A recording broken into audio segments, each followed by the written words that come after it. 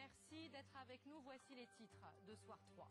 Inquiétude donc ce soir à la centrale de Penly en Seine-Maritime après 2 départs de feu ayant déclenché l'arrêt d'un des réacteurs et des fuites d'eau radioactive auraient été détectées. Notre spécialiste Patrick Esther sera avec nous. Sur ce plateau également notre invité Pascal Canfin, député européen Europe Écologie Les Verts, qui réagira à la situation. La campagne, Jean-Luc Mélenchon poursuit sa tournée à l'assaut de Toulouse. Ce soir, il a de nouveau séduit. Reportage de nos envoyés spéciaux sur la place du Capitole. Crime en série à Grigny dans l'Essonne. En quelques jours, une 4e personne, une femme, a été visée et tuée par des tirs aujourd'hui. Témoignage dans ce journal. À Sarajevo, l'Europe se souvient des déchirures provoquées par la guerre de Bosnie 20 ans après le siège de Sarajevo. À Paris, une sculpture emblématique des Halles en danger. Les admirateurs de Joffo se mobilisent pour éviter que son cylindre à Toto ne soit détruit. La situation est-elle en train de dégénérer ce soir dans la centrale de Penly en Normandie? Après 2 incendies, de l'eau radioactive s'échapperait à présent. Il y a quelque temps, le site avait pourtant retenu l'attention du gouvernement pour accueillir un réacteur de nouvelle génération de type EPR avant que ce projet controversé ne soit abandonné. Olivier Poncelet.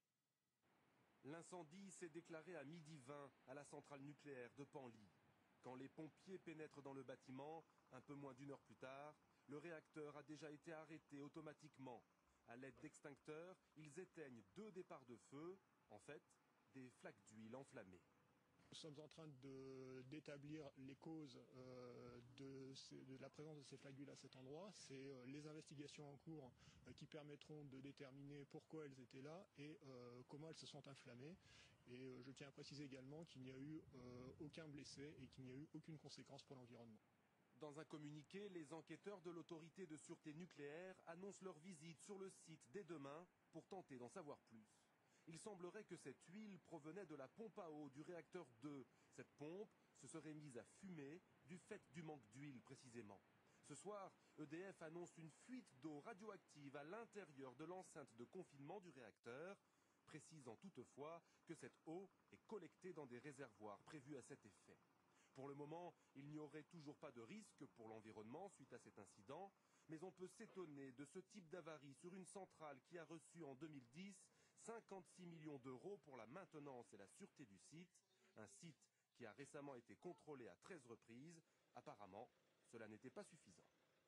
Bonsoir Patrick Esther, vous êtes notre spécialiste sur ces questions. 2 départs de feu, un réacteur qui s'arrête, des fuites. Qu'est-ce qui se passe ce soir dans cette centrale ? Il s'y passe des choses fâcheuses, c'est le moins qu'on puisse dire. Alors la question, c'est de savoir quelle est la séquence exacte de l'incident en cours. Est-ce que c'est la fuite d'huile qui a provoqué l'incendie et ensuite une destruction partielle de joints sur une pompe, ou est-ce que c'est la pompe elle-même qui a eu des problèmes, qui a fui de l'huile et ensuite l'huile qui a brûlé? Alors pour essayer de comprendre un petit peu ce que je vous dis, on va passer sur une image, la suivante. C'est l'intérieur du bâtiment réacteur. Vous avez ici le réacteur. Et puis vous avez 4 générateurs de vapeur. Et dans ce circuit dit primaire, vous avez de l'eau qui circule sous haute pression et à haute température. Et pour faire circuler cette eau, vous avez 4 énormes pompes. C'est l'une de ces 4 pompes qui pose problème. À l'intérieur de la pompe, vous avez 1200 litres d'huile pour pouvoir faire en sorte, pour lubrifier tout le mécanisme qui travaille dans des conditions assez difficiles. Alors en l'occurrence, une partie de l'huile a brûlé après avoir fui. On ne sait pas quelle quantité exactement. Et la pompe a-t-elle été déformée du fait de l'incendie ou bien les joints de la pompe eux-mêmes ont posé des problèmes antérieurement? On ne le sait pas. On n'a pas d'informations. On ne sait pas non plus quelle est l'importance de la fuite d'eau radioactive. Parce qu'il faut bien comprendre qu'à l'intérieur du circuit que je vous décrivais, c'est de l'eau qui passe au contact des éléments combustibles et donc c'est de l'eau radioactive. Merci Patrick pour toutes ces précisions. Je me tourne vers notre invité pour une réaction, Pascal Canfin, conseiller d'Eva Joly, député européen Europe Écologie Les Verts. Votre réaction tout simplement ce soir?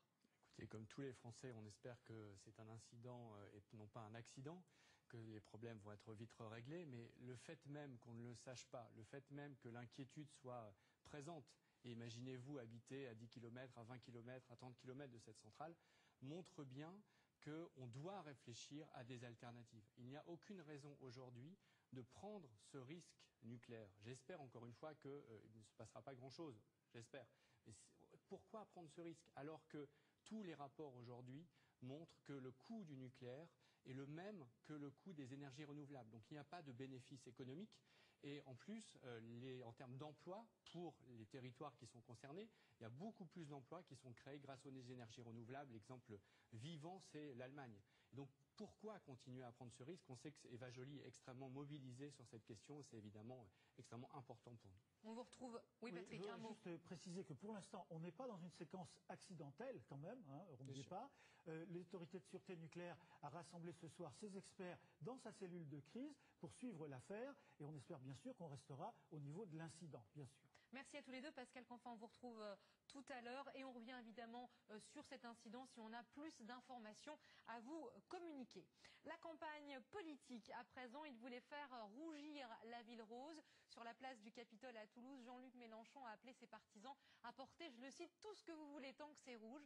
Plusieurs dizaines de milliers de personnes ont répondu à l'appel du désormais troisième homme de cette élection présidentielle, comme l'ont constaté sur place Serge Chiminot et Alex Gohary.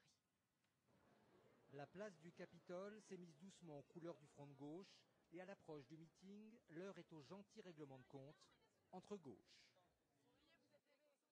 Pour nous, c'est très étonnant que ça soit à ce moment-là que le Parti socialiste appelle au vote utile, que des écologistes nous attaquent, que même Nathalie Arthaud s'y mette. L'invité des 3 minutes de Soir 3 est donc ce soir Pascal Canfin. Vous êtes le monsieur finance d'Eva Joly. Vous êtes aussi député européen Europe Écologie Les Verts. Une réaction d'abord aux propositions économiques détaillées de Nicolas Sarkozy tout à l'heure. Écoutez, il n'y a aucune nouvelle proposition, à part peut-être le fait de verser la retraite le 1er du mois au lieu du 8 du mois. Je pense que ça peut faire consensus et donc ça ne me semble pas nécessaire de polémiquer sur ce sujet. En revanche, le principal argument aujourd'hui de Nicolas Sarkozy, c'est de dire c'est pire ailleurs. Il me fait un peu penser. L'Espagne, c'est dramatique, des suicides en Grèce à cause de la crise. Il me fait penser à un entraîneur de foot qui vient après un match perdu devant une conférence de presse et dit voilà, on a perdu 2-0, mais c'est pas grave, on aurait pu perdre 4-0, finalement c'est presque une victoire. Non, sérieusement, la France va moins bien qu'avant. Certes, il y a un contexte général, mais les baisses d'impôts pour les plus riches qui ont largement aggravé la situation et le problème du déficit budgétaire, ce ne sont pas les Américains, ce ne sont pas les Grecs, ce ne sont même pas les marchés financiers, c'est une responsabilité directe de Nicolas Sarkozy. Comment vous expliquez, Pascal Canfin, avec les propositions économiques que vous faites, que le programme d'Eva Joly n'est pas davantage séduit, n'est pas davantage percé? Est-ce que c'est une erreur de stratégie, de responsabilité de l'équipe de la candidate? Si vous voulez, on a deux grands projets à gauche. Celui de François Hollande, qui met l'accent sur la responsabilité financière, mais en fait qui est quand même largement impuissant, on le sent bien, à changer profondément la société. Et puis on a de l'autre côté un projet de Jean-Luc Mélenchon qui se veut très puissant, même à titre personnel, mais qui est finalement assez irresponsable. Je prends une seule mesure. La nationalisation de Total. Est-ce que vous savez combien coûterait la nationalisation de Total? Vous allez nous le dire. 100 milliards d'euros. Où sont les 100 milliards d'euros pour nationaliser Total? Alors, soit c'est du vent, soit il veut simplement exproprier l'ensemble des actionnaires de Total, y compris les actionnaires de long terme, y compris tous les Français qui ont des actions Total. On voit bien que ça n'a pas de sens. Donc la radicalité, oui, l'exigence, l'indignation, oui. En revanche, il faut des propositions crédibles et c'est exactement ce que propose Eva Joly, un bon mélange entre radicalité et sérieux, crédibilité. Merci beaucoup Pascal Canfin d'avoir été l'invité de Soir 3 et d'avoir réagi à ce qui se passe en ce moment dans la centrale nucléaire de Penly. Voilà ce qu'on pouvait dire de cette journée de campagne à J-17 du premier tour.